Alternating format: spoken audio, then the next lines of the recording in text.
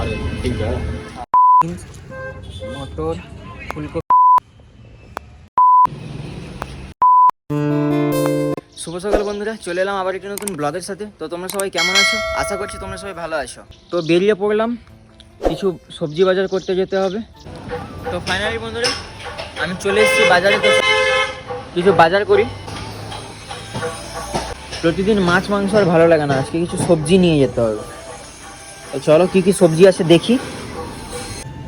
এদিক থেকে একটা ছোট মূলা নিয়ে নিয়েছি, এদিকে একটা গাজর, মূলা, বেগুন, কিছু বিনস, মটর, ফুলকপি।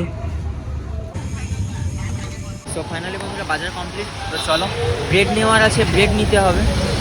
তো বন্ধুরা ফাইনালি বাড়িতে চলে এসেছি, আর এদিকে রান্নাও বসিয়ে দিয়েছি, ওদিকে ভাত, আর এদিকে প্রেসার কুকারে ডাল বসিয়ে দিয়েছি।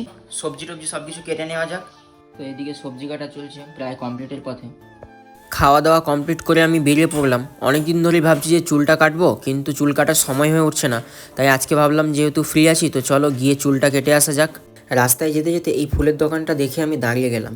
যেহেতু অনেক ধরনের ফুল এখানে আছে, আর ফুল আমার অত্যন্ত প্রিয়, তাই ভাবলাম এই ফেব্রুয়ারি মাসে তো আমাকে আর কেউ ফুল দেওয়ার মতো নেই, তাই নিজেকেই নিজে একটা ফুল গিফট করলাম। তোমরা তাড়াতাড়ি কমেন্ট করে জানাও যে এই গোলাপ ফুলের কালারটা কার কার ভালো লাগে। তো আমি বসে পড়েছি চুল কাটার জন্য। চলো চুলটা কাটি, তারপর তোমাদের সাথে কথা হচ্ছে।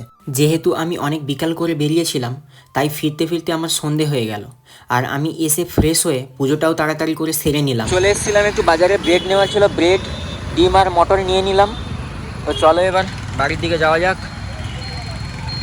বন্ধুরা আজকের ব্লগটি এই পর্যন্ত, দেখা হবে পরের এক নতুন কোনো ব্লগের সাথে।